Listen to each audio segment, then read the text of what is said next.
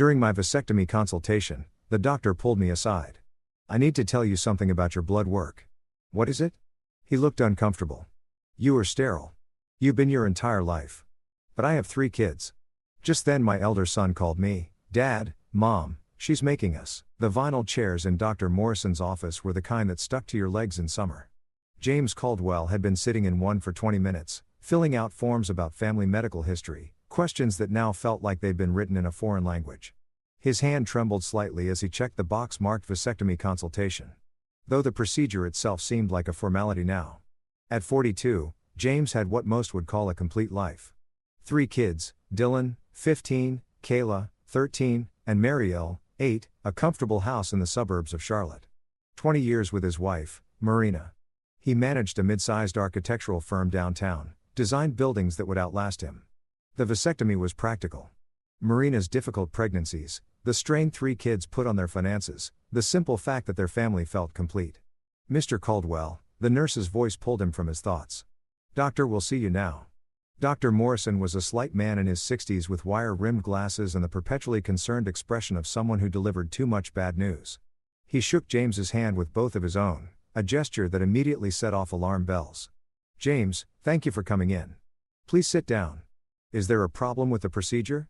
James asked, settling into the chair across from the desk. "I know there are risks, but Marina and I have discussed. It's not about the vasectomy." Dr. Morrison pulled a folder from his desk drawer, opened it, then closed it again without looking at the contents. "Your blood work came back. Standard panel we run before any surgical procedure."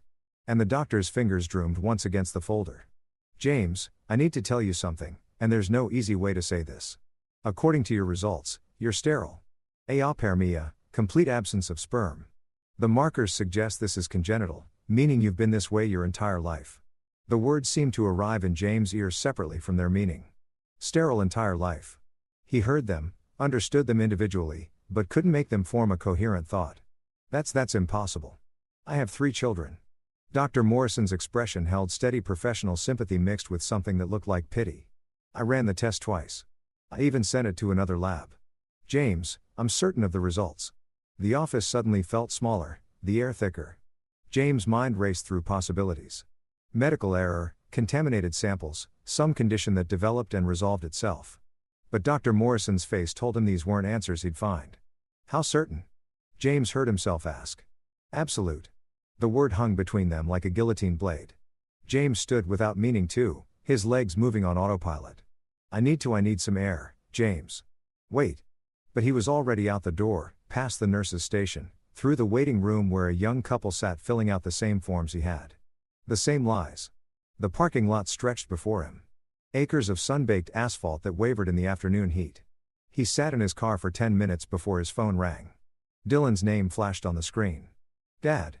His son's voice was tight, stressed in a way that cut through James' spiral. "Dad, you need to come home." "Mom, she's making us." The line went dead. James tried calling back. Straight to voicemail. He tried Marina's number. Same thing. A text to Dylan went undelivered. The message hanging in digital limbo with a small red exclamation point. Something was very wrong. He drove on instinct. His mind split between Dr. Morrison's revelation and Dylan's panicked call. The 15-minute drive home took 8. He barely registered running a red light or cutting off a delivery truck. The Caldwell house sat on a quiet cul-de-sac, a 2-story colonial with blue shutters that Marina had insisted on repainting last spring. James' own design built 12 years ago when Kayla was still a baby. Now it looked different somehow, like a familiar word repeated until it lost all meaning. Dylan's bike lay on its side in the driveway. The back wheel still spinning slightly. Kayla's shoes were scattered by the front door, which stood open. James' heart rate kicked up. He took the porch steps 2 at a time. Dylan, Caleb, the living room looked like a tornado had passed through. Couch cushions on the floor, picture frames face down. The coffee table pushed against the wall, but it was the silence that unnerved him most. No TV, no music, none of the ambient chaos that came with 3 kids. Marielle, Marina. A crash came from upstairs. James sprinted up, taking the stairs 3 at a time. Dylan's room. The door was locked. "Dylan, open up, Dad." His son's voice muffled. "She's don't let her." Another crash. This one accompanied by Kayla's scream. James threw his shoulder against the door. The frame splintered but held. Second hit. The lock gave way and the door flew open. The scene before him made no sense. Dylan stood in front of the closet, his arms spread wide, protecting something or someone. His lip was bleeding, his shirt torn. Kayla sat on the bed holding Mariel. Both of them crying. And Marina, his wife, stood in the center of the room holding Dylan's baseball bat, her knuckles white around the grip. Her hair was disheveled, her eyes wild with something James had never seen in 20 years of marriage. Rage maybe, or fear. Marina, what the hell? They know, she said, her voice flat and cold. They know everything. Know what? Put down the bat. Don't. She pointed it at him like a weapon. Don't you dare act innocent. I saw your face when you came home. The doctor told you, didn't he? The room tilted. James gripped the door frame. How do you? I've known for 16 years. Marina said, since Dylan was born, and I saw the blood type on his hospital bracelet. Ab positive. You're O negative. I'm O positive. She laughed. A sound like breaking glass. Basic biology, James. Impossible odds. Dylan's eyes went wide. Mom, what are you saying? I'm saying your father isn't your father. None of you are his. Marina's voice cracked. And now he knows. And now you know. And everything's ruined. Everything. Kayla made a small wounded sound. Mariel buried his face in his sister's shoulder. James felt the world reorganize itself around this new center of gravity. 20 years. 3 children. Every birthday, every school play, every skin, knee, and bedtime story. Every single moment suddenly suspect. Retroactively poisoned. Who? The question came out as barely a whisper. Marina laughed again. That same terrible sound. Does it matter? You want to know which one? Dylan is Roy's. Kayla is Logan's. Mariel is Sterling's happy now. Roy Hardy, his former best friend from college, the one who disappeared from their lives after Dylan was born, said he'd gotten a job in Seattle. Logan Nichols, Marina's ex-boyfriend from high school, who'd shown up at their wedding looking like he'd swallowed nails. Sterling Schwartz, their neighbor who'd moved away 8 years ago, citing personal reasons. The pieces fell into place with the weight of tombstones. Get out, James said quietly. This is my house, too. Get out. The roar came from somewhere primal, somewhere James didn't know existed inside him. You have 5 minutes to take whatever you can carry and leave, or I call the police and tell them you just assaulted our. He choked on the word. These children, Dylan's bleeding. You locked them in here. Marina's face cycled through emotions. Defiance, fear, calculation. She looked at the kids, then back at James. Whatever she saw in his expression made her decision. You'll regret this, she said, but she was already moving toward the door. You have no idea what you're doing. For minutes, she left, and James heard her footsteps thundering down the stairs, the slam of dresser drawers, the jingle of car keys. He didn't move until he heard her car start, the engine rev, the squeal of tires as she peeled out of the driveway. Only then did he look at the 3 kids huddled together on Dylan's bed. 3 kids who weren't his biologically. 3 kids who just had their world shattered. Dylan with his bleeding lip and protective stance. Kayla with tears streaming down her face. Mariel, too young to fully understand, but old enough to know everything had changed. Dad. Dylan's voice was small. Are you going to leave us, too? The question hit like a physical blow. James crossed the room and pulled all 3 of them into his arms, holding them so tightly he could feel their heartbeats against his chest. Never, he said into Dylan's hair. You hear me? Never. I don't care about blood. I don't care about DNA. You're mine and I'm yours, and that's not changing. They stayed like that for a long time. The 4 of them holding each other while the sun moved across the floor and the house settled around them. James' mind was already working, already planning. Marina had betrayed him in the worst way possible, but she'd made a critical error. She'd shown her hand too soon, and James Caldwell was very good at long-term planning. The days following Marina's departure passed in a strange suspended reality. James took personal leave from the firm, citing a family emergency, which was true enough that no one questioned it. He spent the first 48 hours simply keeping the household running. Meals, homework, bedtimes. The routine helped. Gave them all something to hold on to while the ground shifted beneath their feet. On the 3rd day, James sat at the kitchen table with his laptop and a legal pad, waiting for the kids to leave for school. Dylan had insisted on going back immediately. Some teenage need to maintain normally. Kayla had agreed after an extra day home. Mariel clung a bit longer but followed his siblings' lead. The house felt cavernous in their absence. James opened his laptop and began researching. Not divorce law that would come later. Not custody battles or DNA tests. He already knew the truth, and so did Marina. What he needed was information on the 3 men who had fathered his children. Roy Hardy was easy to find. The job in Seattle had been real, but Roy hadn't lasted long in the tech sector. According to LinkedIn, he bounced between startups before landing at a venture capital firm in Portland 5 years ago. Married, 2 kids of his own, James stared at Roy's profile photo, still the same easy smile he remembered from college, the one that had charmed professors and talked them out of countless parking tickets. Logan Nichols was harder to track. No social media presence, no professional profiles. James had to dig through old newspapers and public records before finding him. Logan had stayed in Charlotte working construction and bouncing between jobs.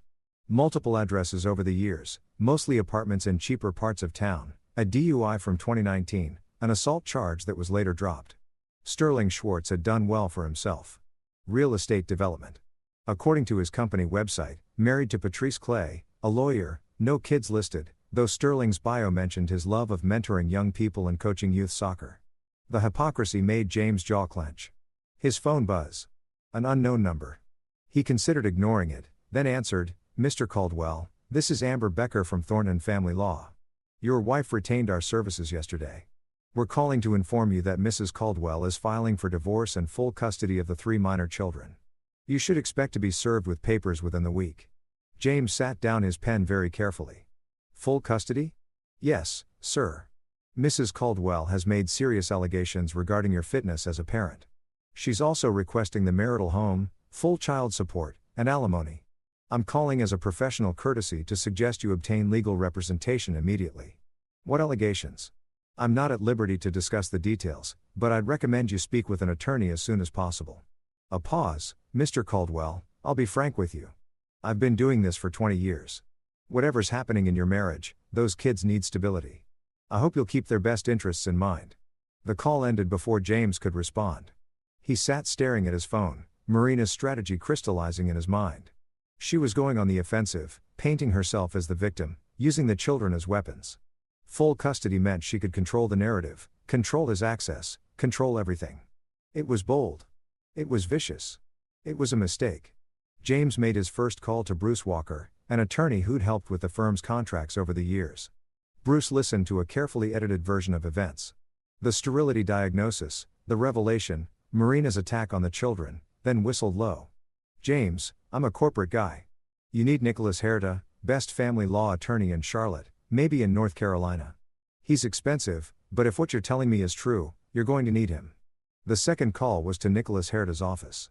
The receptionist tried to schedule a consultation for the following week. James told her he'd pay double for an emergency appointment today.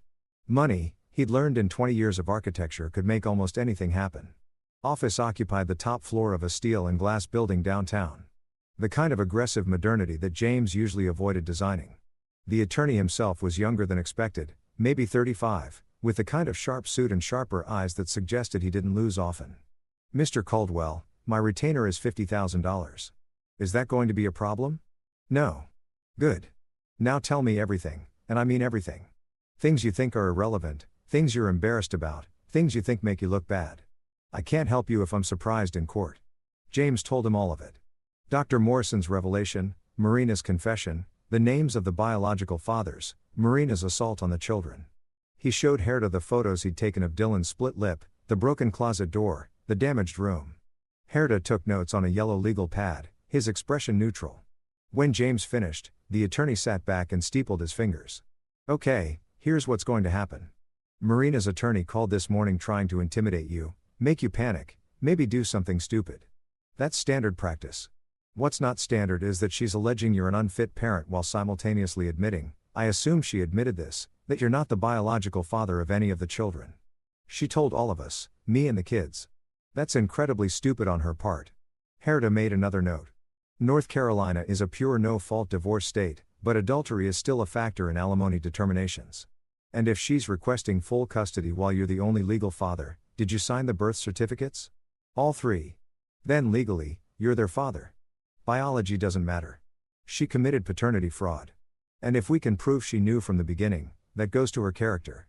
Add in the assault on Dylan and we've got a strong case. We're to lean forward. But here's what you need to understand. James' family court is unpredictable. Judges have broad discretion. If Marina gets the right judge on the right day, she could spin this as a mother desperately protecting her children from a father who just discovered they're not biologically his. That's insane. I would never. I believe you. But we need to prove it. I want you to document everything. Every interaction with the kids, every meal, every homework assignment. I want character witnesses who can testify to your relationship with Dylan, Kayla, and Meryl. I want medical records showing you've been their father in every meaningful way for their entire lives. Done. I also want you to think very carefully about whether you want to pursue any legal action against the biological fathers. James had been thinking about nothing else. What are my options? Honestly, not many. You could potentially sue for intentional infliction of emotional distress, but that's a high bar. You'd need to prove they knowingly participated in the fraud. Did they know about the children? I don't know. Roy disappeared. Logan showed up at our wedding looking angry. Sterling coached Mariel's soccer team for a year before moving away. James paused. He coached his own son's soccer team. That might be enough for Sterling, but it's circumstantial. The bigger question is, what do you want, James? Revenge, money, justice? Because those are three different things, and you need to decide which matters most. James thought about Dylan bleeding, Kayla crying, Mariel too young to understand why his world was ending. He thought about 20 years of lies, of Marina crawling into bed next to him every night, knowing exactly what she'd done. He thought about Roy, Logan, and Sterling living their lives while he'd raised their children. Paid for their children, loved their children. All three, he said quietly. We're to smile for the first time. Then we're going to get along just fine. The restraining order hearing was scheduled for the following Tuesday. Marina's attorney had filed an emergency motion claiming James had threatened her, that she feared for her safety and the safety of the children. It was a transparent, tactical move.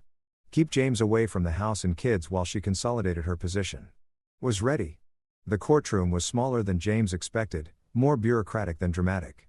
Judge Natalia Wall presided, a black woman in her 50s with reading glasses and an expression that suggested she'd heard every lie and excuse ever invented. Marina sat at the plaintiff's table with Amber Becker, wearing a conservative dress and minimal makeup, playing the part of frightened wife perfectly. James noticed Dylan sitting in the back row. His son met his eyes and nodded once deliberately. Support. Miss Becker, your client is requesting an emergency protective order based on allegations that Mr. Caldwell made verbal threats following a domestic dispute. Is that correct? Judge Wall's voice carried the particular weariness of someone who'd seen this exact script too many times. Yes, Your Honor. Mrs. Caldwell feared for her safety and the safety of her 3 children after Mr. Caldwell became violent when she asked him to leave the marital home. Wera stood smoothly. Your Honor, if I may, Mrs. Caldwell has reversed the chronology of events. My client returned home to find his wife had locked their 3 children in a bedroom and assaulted their 15-year-old son with a baseball bat. We have photographs of Dylan Caldwell's injuries, a statement from Dylan himself, and phone records showing Dylan called his father in distress moments before Mr. Caldwell arrived. Judge Wall's eyebrows rose. Miss Becker, Your Honor, Mrs. Caldwell was attempting to discipline her children after discovering they'd been hiding concerning information about their father's behavior. She hit me with a bat. Dylan's voice rang out from the back row while I was protecting my brother and sister from her. The courtroom went silent. Judge Wolf fixed Dylan with a stern look. Young man, you'll have an opportunity to testify if called. Until then, I'd like to call Dylan Caldwell to testify. Your Honor, Herta said, this is a hearing, not a trial. But given that the protective order directly affects him and his siblings, I believe his testimony is relevant. Judge Wall considered and nodded. Bailiff swear in the witness. Dylan walked to the stand with his shoulders back, chin up. The bruise on his jaw had faded to a greenish yellow, but it was still visible. He swore to tell the truth with a steady voice. Kept it simple. Dylan, tell the court what happened on the day in question. Mom was acting weird all morning. She kept asking me and my sister and brother these strange questions about Dad, about whether we felt safe with him, stuff like that. Then she got a phone call and just lost it. She started screaming that Dad knew that we'd all find out that everything was ruined. She made us go upstairs, then locked us in my room. When I tried to leave, she pushed me back. That's when I called Dad. What happened after you called your father? Mom grabbed my baseball bat from the closet. She was yelling that we didn't understand, that Dad would leave us, that she was protecting us. Mariel started crying, and when Kayla tried to comfort him, Mom swung the bat. I got in the way. Your mother hit you with the bat. She was aiming for the door, I think. Maybe. I don't know. But yeah, she hit me. Split my lip. Then Dad came home and made her leave. Has your father ever threatened you or your siblings?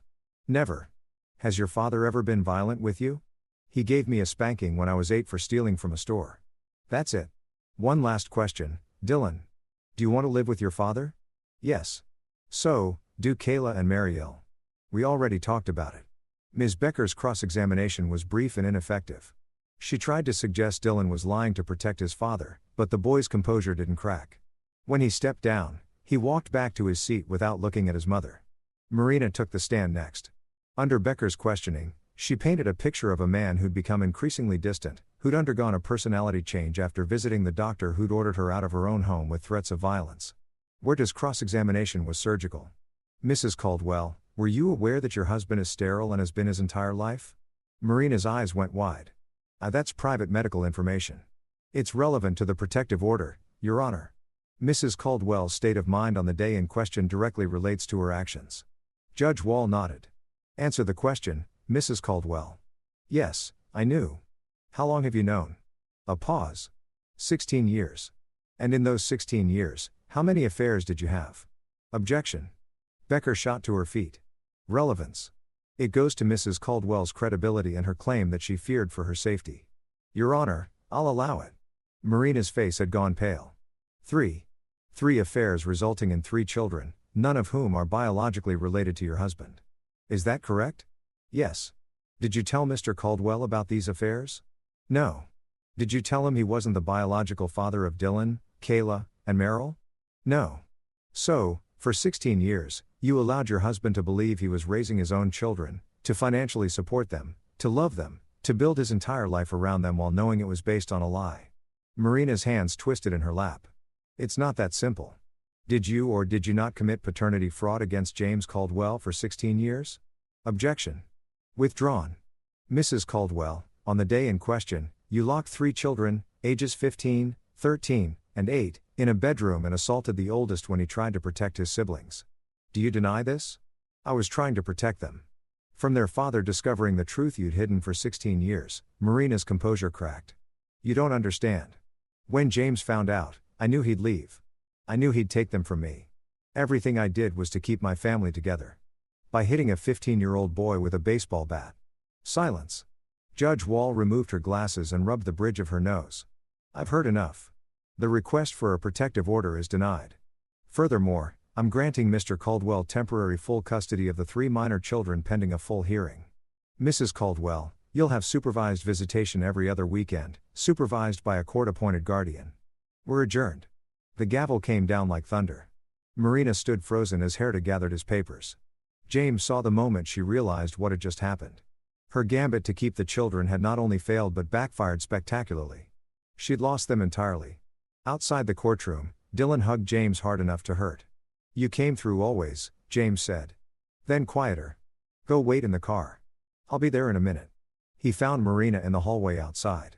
Amber Becker speaking to her in low urgent tones. When Marina saw James approaching, she dismissed her attorney with a gesture. Come to gloat. Her voice was brittle. Come to make you an offer. James kept his voice level controlled. Drop the divorce proceedings. Give me full custody. Sign over your parental rights voluntarily. You're insane. In exchange, I won't pursue fraud charges. I won't sue you for the money I spent raising children you knew weren't mine. I won't tell Dylan, Kayla, and Mariel the names of their biological fathers until they're adults and can make their own decisions about contact. He paused. And I'll give you $50,000 to start over somewhere else. Marina laughed bitterly. That's it. 20 years of marriage and you're buying me out for 50 grand. 20 years of lies, Marina. I'm being generous. What about my house? My life? Those are my children. Biologically, they're not mine. Legally, they are. And after what you did to Dylan, after you locked them in a room like animals, you're lucky I'm offering you anything. James's voice dropped to barely above a whisper. Take the deal because if we go to trial, I'll make sure everyone knows exactly what you did. Your family, your friends, your employer. I'll make sure those 3 men know they have children they never claimed. I'll burn your entire life down and salt the earth behind you. You can't. I'm an architect, Marina.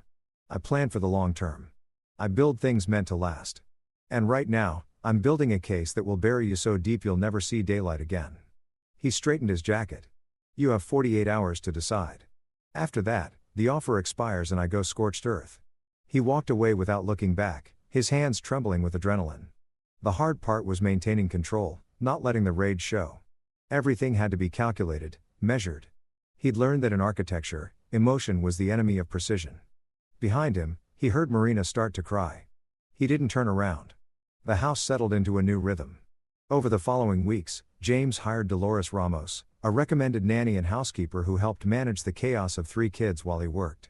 The firm had been understanding about his reduced hours, but he couldn't stay away forever. His current project, a mixed-use development downtown, needed his attention. But the evenings belonged to Dylan, Kayla, and Meryl. Homework at the kitchen table, dinner together every night, movies on weekends. They didn't talk about Marina much. Her supervised visitations were awkward, brief affairs at a neutral location where she and the kids sat in uncomfortable silence while a social worker took notes. She hadn't signed the papers yet. The 48 hours had passed, then a week, then 2. Herta assured James this was normal. People needed time to accept that they'd lost. But James knew Marina better than that. She was planning something. The answer came on a Tuesday evening. James was reviewing blueprints in his home office when his phone rang. Unknown number. Portland area code. "Hello," James called. Well, the voice was familiar, but aged, roughened by years, and maybe alcohol. "It's Roy. Roy Hardy." James's hand tightened on the phone. "How did you get this number?" "Marina called me. Said, you know about Dylan? Said, you're threatening to ruin her life if she doesn't give up her kids." A pause. "Her kids, James, not yours. I signed a birth certificate. I raised him. I'm his father in every way that matters. Except biology. Except the truth." Roy's voice took on an edge. "Look, I didn't know about Dylan for years. Marina and I had a thing right after you two got married. I'm not proud of it. When she told me she was pregnant, I assumed it was yours. And she called me 8 years ago, told me the truth, asked for money. You gave it to her.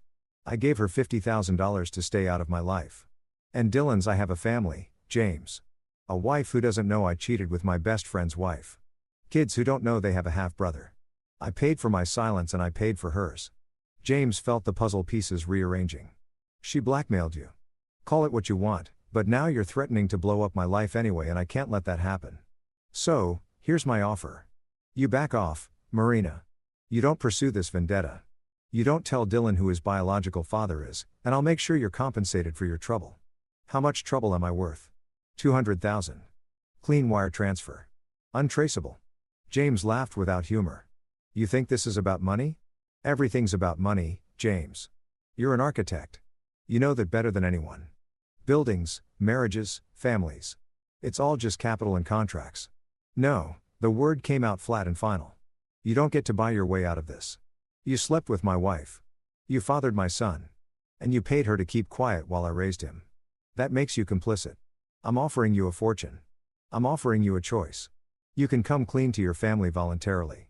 Establish a relationship with Dylan if he wants one when he's older and face the consequences of your actions like an adult. Or I can make sure everyone you know discovers exactly what kind of person you are. Your wife, your employers, your kids. I'll put ads in the Portland papers if I have to. You're bluffing. Try me. I've already lost everything that mattered. I'm raising 3 kids who aren't biologically mine, married to a woman who lied to me for 20 years, and dealing with 2 other men who helped her do it. What exactly do you think you can threaten me with?" The silence stretched long enough that James thought Roy had hung up. "Then you've changed." "No, I've just stopped pretending. I don't know how to fight." James ended the call. The second call came 2 hours later. Logan Nichols, his voice rough with the particular rasp of a long-time smoker. "Caldwell. Yeah. Marina said you'd be causing trouble. Said you're trying to take her kids away. They're my kids legally. Not according to blood. Look, I'll be straight with you. I knew about Kayla. Marina told me when the girl was 2. I was in a bad place back then. Drinking, fighting, couldn't hold down a job. Marina said Kayla was better off with you raising her. And she was right. I wasn't father material. And now I'm sober 2 years. Got a steady job. Got my life together. And I'm thinking maybe I should meet my daughter. See if there's room in her life for her real father." The threat was obvious. James kept his voice level. "Kayla is 13 years old. She just found out her mother cheated on her father, the man she's called dad her entire life, and that I'm not biologically related to her. She's devastated. And you think this is a good time to introduce more chaos into her life. I think I have rights. You have nothing. You never claimed paternity. You never paid child support. You never spent a single sleepless night when she was sick or helped with homework or taught her to ride a bike. You're a sperm donor with delusions of importance. Marina said, Marina is a liar and a fraud who's about to lose everything. If you want to hitch your wagon to her, go ahead. But understand this. I will fight you in court with every resource I have. I will prove you're an unfit parent. I will make sure Kayla knows exactly why you stayed away for 13 years. Because you were a drunk and a failure who couldn't be bothered to try. You son of a. And if by some miracle you do get visitation rights, I'll make sure Kayla knows that you only showed up now to help Marina hurt me. Not because you love her, not because you want a relationship, because you're being manipulated by a woman who's using you as a weapon. James paused. How do you think that'll go? How do you think a 13-year-old girl will react to meeting the father who abandoned her, who only appeared when it was convenient? The line went dead. James sat in his office, staring at the blueprints without seeing them. Marina was rallying her allies, trying to build leverage. Roy with money, Logan with legal rights, which meant the third call would come from Sterling Schwartz, and it would be the most dangerous. He didn't have to wait long. His phone rang at 10 p.m. after the kids had gone to bed. Mr. Caldwell, this is Sterling Schwartz. I believe we need to talk about my son. Mariel is my son. Biologically, he's mine. And I've been thinking a lot about that lately. About the year I coached his soccer team, watching him grow, seeing myself in his mannerisms, about moving away because Marina said it was too complicated, too risky. Sterling's voice was smooth, confident, the voice of someone used to closing deals. I made a mistake leaving. I'd like to correct it. By helping Marina by establishing my parental rights, Marina suggested we could work together. She gets primary custody. I get visitation. You get to walk away with your dignity intact. No messy trial, no public exposure of the affairs. No one needs to know the details. James stood and walked to the window. Outside, the suburban street was quiet, peaceful, a perfect facade. What did she offer you? Excuse me, Marina. To get you to call me to threaten to claim Mariel. What did she promise you? A pause? That's between me and her. She's using you, Sterling. The same way she used you 8 years ago when she needed a genetic donor and her husband wasn't available. The same way she's using Roy and Logan. You're all just tools to her. That's not. Did she mention that she assaulted Dylan with a baseball bat? That she locked all 3 kids in a room because she was afraid they'd tell me the truth? That she's already lost temporary custody because Judge Wall saw through her performance? She said you tried to poison me against her. I don't need to. You can read the court transcripts yourself. They're public record, James, let that sink in. But here's what I'm curious about. Your wife, Patrice, does she know about Mariel? The silence was answer enough.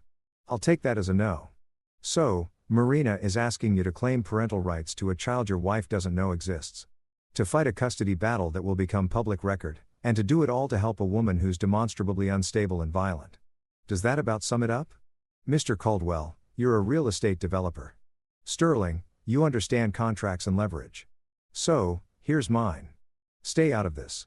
Let me continue raising the boy I've been raising for 8 years, and I'll make sure Patrice never finds out about your affair. Walk away quietly and everyone keeps their secrets. And if I don't, then I'll make sure everyone knows. Your wife, your clients, your business partners. I'll let the soccer league know that you coached your biological son without telling anyone. I'll create such a comprehensive storm that your reputation will never recover. James' voice went cold. And then I'll still win custody of Merrill because I'm his legal father and you're a home wrecker who's been hiding a child from his wife for 8 years. You'll lose everything and gain nothing. You're threatening me. I'm offering you a choice. The same choice I offered Roy and Logan. Walk away or burn your call. James hung up and turned off his phone. His hands were shaking. Adrenaline flooding his system. 3 calls, 3 threats. 3 men who'd helped destroy his marriage now trying to take his children. He wouldn't let them. In the morning, he'd call Hura and brief him on the conversations. They'd adjust strategy, prepare for Marina's next move. But for now, James walked upstairs and checked on the kids. Dylan asleep with headphones still in his ears. Kayla curled around her stuffed elephant, the one James had won for her at a carnival when she was 5. Mariel sprawled across his bed like a starfish. Blankets kicked to the floor. His children, not by blood, but by every single day for 15, 13, and 8 years, respectively. No one was taking that away from him. No one. The divorce hearing was scheduled for 6 weeks later. In the intervening time, Marina had signed a lease on an apartment across town, started a new job as a medical receptionist, and begun attending court-ordered therapy. Her supervised visitations with the kids remained awkward and brief. Mariel cried. Kayla stayed silent. Dylan answered questions in monosyllables. Herta had filed a countersuit demanding sole custody, division of assets, and reimbursement for child-rearing expenses. It's aggressive, he told James. But we're not trying to win the money. We're trying to show that you're serious, that you won't be intimidated, and that her lies have real financial consequences. Marina's attorney, Amber Becker, had responded with a motion to compel DNA testing, establishing legal paternity for Roy, Logan, and Sterling. Herta had blocked it on grounds that the children's welfare took precedence over biological curiosity and that forcing them to undergo testing would cause psychological harm. Judge Wall had agreed with one caveat. She wanted to speak to each child privately before making a final custody determination, which was how James found himself sitting in a courthouse hallway on a Friday afternoon, watching Dylan disappear into the judge's chambers. Sat beside him, reviewing notes. Kayla and Mariel waited with Dolores at the far end of the hall, playing a card game to pass the time. Stop worrying, Herta said without looking up. Dylan's a smart kid. He'll tell the truth. That's what worries me. What if the truth isn't enough? 20 minutes later, Dylan emerged. He gave James a small nod. Okay, it said. I did my part. Kayla went next, her thin frame seeming even smaller as she followed the bailiff into chambers. James wanted to follow her, to protect her, to make sure she didn't feel alone. But all he could do was wait. When Kayla emerged 30 minutes later, her eyes were red but dry. She walked straight to James and hugged him hard. I told her everything, she whispered. About Mom. About how you've always been my dad. About how I don't want to live with her. You didn't have to. Yes, I did. You've been fighting for us. It's time we fought for you. Mariel's interview was shorter. 15 minutes. When he came out, he was crying. James scooped him up despite the boy's protest that he was too old to be carried. What happened? The judge asked if I loved Mom. Mariel said into James' shoulder. I said, yes, but I'm scared of her. I told her about the bat, about how Mom's eyes looked wrong that day. James held his youngest son while the boy cried, aware that this was one of those moments that would define both their lives. Mariel would remember being scared, but he'd also remember being held. Judge Wall called them all back into chambers an hour later. This time, it wasn't the courtroom, but her actual office lined with law books and framed degrees. Marina sat in one chair, James in another. Becker and Herta flanked their respective clients. I've spoken with all three children, Judge Wall began, removing her glasses. I've reviewed the case files, the police reports, the medical records, the financial statements. I've considered the arguments from both sides, and I've made my determination. Marina's hands clenched in her lap. Mrs. Caldwell, I want to be very clear about something. I understand that family situations are complex. I understand that marriages fail and people make mistakes, but what you did, assaulting a 15-year-old boy, locking 3 children in a room, creating an atmosphere of fear and instability, that is not a mistake. That is abuse. Your Honor, my client was under extreme emotional duress. Miss Becker, I'm not interested in excuses. I'm interested in the welfare of 3 children who deserve better than this. Judge Wall turned back to Marina. You committed paternity fraud. You allowed Mr. Caldwell to raise and financially support 3 children while knowing they weren't biologically his. You maintained this deception for over 15 years. And when the truth came out, your first instinct was violence. Marina's face had gone pale. I love my children. I don't doubt that. But love isn't enough when it comes with a baseball bat. Judge Wall opened a folder. I'm granting Mr. Caldwell sole legal and physical custody of Dylan, Kayla, and Mel Caldwell. You'll have supervised visitation twice monthly, increasing to unsupervised visitation after 6 months of successful compliance with therapy and anger management. You will pay child support in an amount to be determined by the state guidelines. And you will have no say in major decisions regarding the children's health, education, or welfare. No. Marina stood, her chair scraping back. You can't. They're my children. I carried them. I gave birth to them. And you hit one of them with a baseball bat when he tried to protect his siblings. Judge Wall's voice could have cut glass. Sit down, Mrs. Caldwell. Marina sat, tears streaming down her face. As for the property division, I'm awarding the marital home to Mr. Caldwell given that he'll be the primary custodial parent and the children's stability should be prioritized. The retirement accounts will be split according to state law. Mrs. Caldwell will not receive alimony given the adultery and fraud.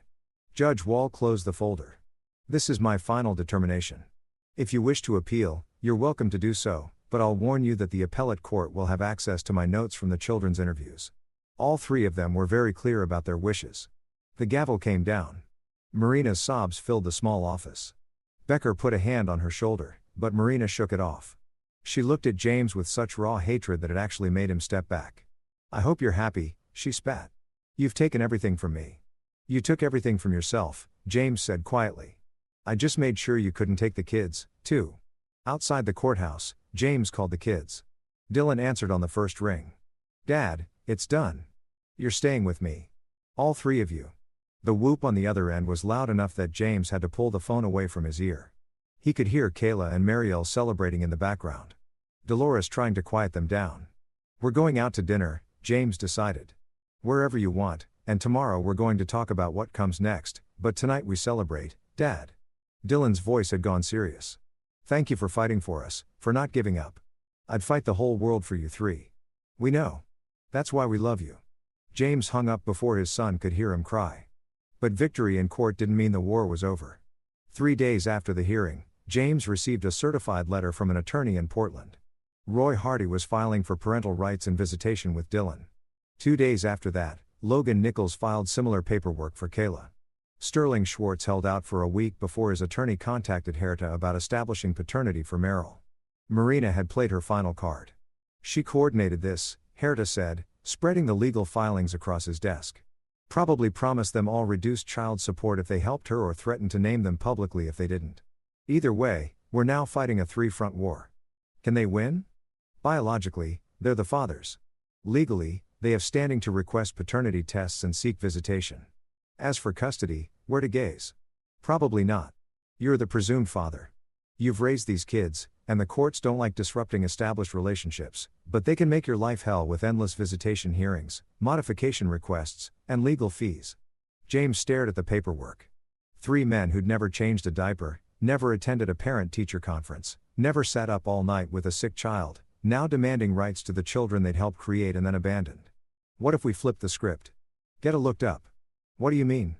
They're claiming parental rights. Fine, let them. But parental rights come with parental responsibilities.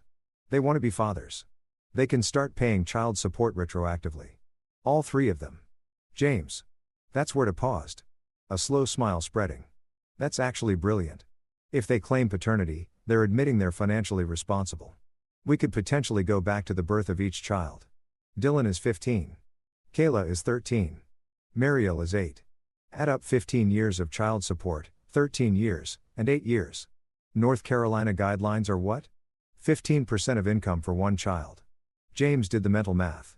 We're talking hundreds of thousands of dollars. Maybe close to $1 million between the 3 of them. They'll never agree. Then they withdraw their petitions. Either they put their money where their mouths are or they walk away. Marina can't use them as weapons if they refuse to play. Quira started making notes. We need to prove they knew about the children, that they willfully avoided parental responsibility. Roy admitted on a phone call that Marina contacted him 8 years ago and he paid her $50,000 to stay quiet. That's proof he knew about Dylan and chose not to claim him. James pulled out his phone, checking his recordings. I saved the voicemail and I can get phone records showing the call came from his number. Logan told me Marina informed him about Kayla when she was 2 years old. Said he wasn't father material. That's admission of knowledge and willful abandonment. And Sterling, he coached Marielle's soccer team.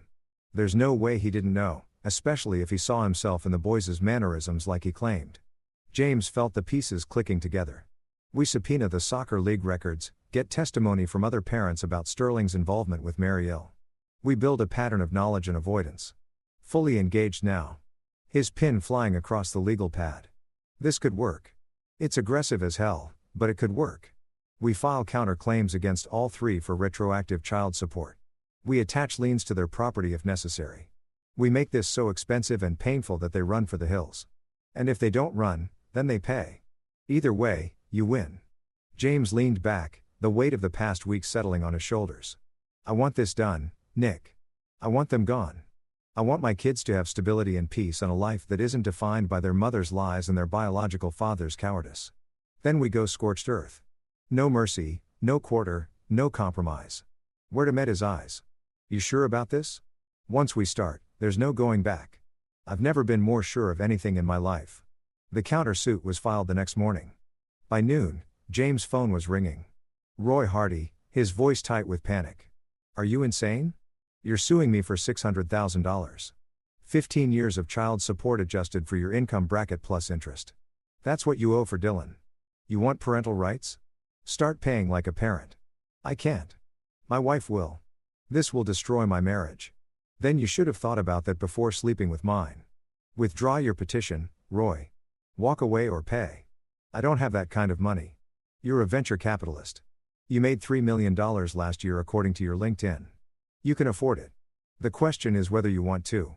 James kept his voice level emotionless. You have 72 hours to withdraw your petition. After that, we go to court and I'll make sure every detail of your affair with Marina, your payment to keep her quiet, and your abandonment of Dylan becomes public record. Your wife will know, your kids will know, everyone you work with will know. This is blackmail. This is consequences. Welcome to them. Logan Nichols called 2 hours later drunk and belligerent. You think you can scare me with money? I don't have anything for you to take. Then you'll declare bankruptcy and spend the next decade rebuilding your credit while the state garnishes your wages. Or you can walk away from Kayla and let her have a normal life. She's my daughter. She's the daughter you didn't want when she was born. The daughter you ignored for 11 years. The daughter you only remembered when Marina needed you to hurt me. James paused. How do you think Kayla will feel when she learns that? When she reads the deposition where you admit you knew about her and chose not to be involved because you were too busy drinking. The line went quiet except for Logan's ragged breathing. I'm giving you a chance to do the right thing for the first time in 13 years. Take it. Withdraw the petition. Let Kayla remember you as the father who loved her enough to let her go, not the deadbeat who tried to use her as leverage. Logan hung up without answering. Sterling Schwartz didn't call. Instead, his attorney, a sharp woman named Ursula Cummings, contacted Herta directly.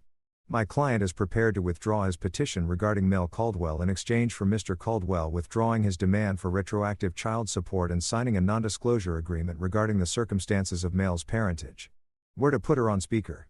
Miss Cummings, your client wants to preserve his marriage by hiding the son he fathered through an extramarital affair. I understand the motivation, but my client isn't interested in protecting Mr. Schwartz's secrets. Then we'll proceed to trial, establish paternity, and seek joint custody. Mr. Schwartz is prepared to be a father to Meryl. Is Mrs. Schwartz prepared to be a stepmother to her husband's love child? James interjected. Because we'll be deposing her as part of discovery. She'll learn everything. A pause. You're bluffing. Try me. I've already lost my marriage. Sterling still has his to lose. Who do you think blinks first?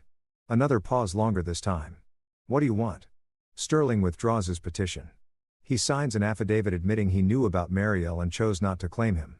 He pays a one-time settlement of $100,000. Call it conscience money. And he never contacts Marielle or my family again. That's negotiable. James said we can go to $50,000 if he signs today. Tomorrow it goes back to $100,000. Next week we pursue the full amount in court plus punitive damages. I'll need to consult with my client. You have until 5 p.m. Sterling signed at 4:47 p.m. The wire transfer hit James's account at 4:52 p.m. His attorney sent the withdrawal notice at 4:55 p.m. One down.